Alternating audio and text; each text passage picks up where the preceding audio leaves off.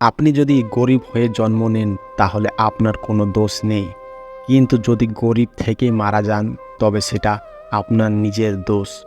জীবনে উন্নতি করার গোপন সূত্র হলো কাজ শুরু করা। ভাগ্য তোমার হাতে নেই সত্যি, কিন্তু সিদ্ধান্ত নেওয়ার ক্ষমতা তোমার হাতে আছে।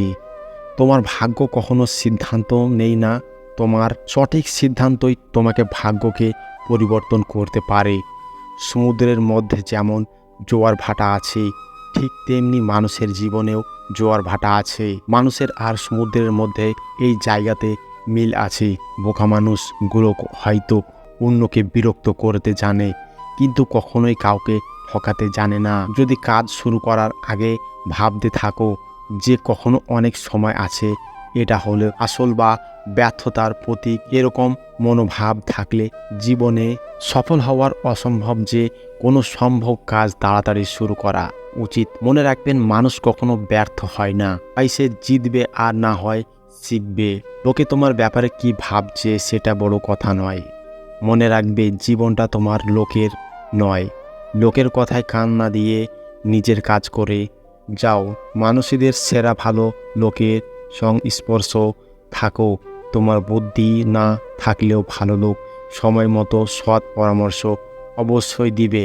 আজ যে তোমাকে অবহেলা করেছে, গুরুত্ব দিচ্ছে না, ধৈর্য ধরো। একদিন তোমাকেই তারা সবচেয়ে বেশি প্রয়োজন হবে। যার নেশা আর পেশা মিলে যায় তার চেয়ে সৌভাগ্যবান কে হতে পারে। গোলাপ যেমন একটি বিশেষ জাতের ফুল, বন্ধু তেমন একটা বিশেষ জাতের মানুষ। কিন্তু যে নিজের চেষ্টা আর পরিশ্রম দিয়ে সফল হয় সেই প্রকৃত সাফল্য অর্জন করে।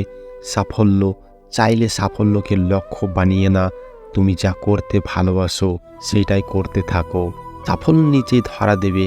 একমাত্র নিশ্চুপ লোকই তার সফলতা দিয়ে তাক লাগিয়ে দিতে পারে। একজনের ব্যর্থতায় অন্যের সফলতার সোপান।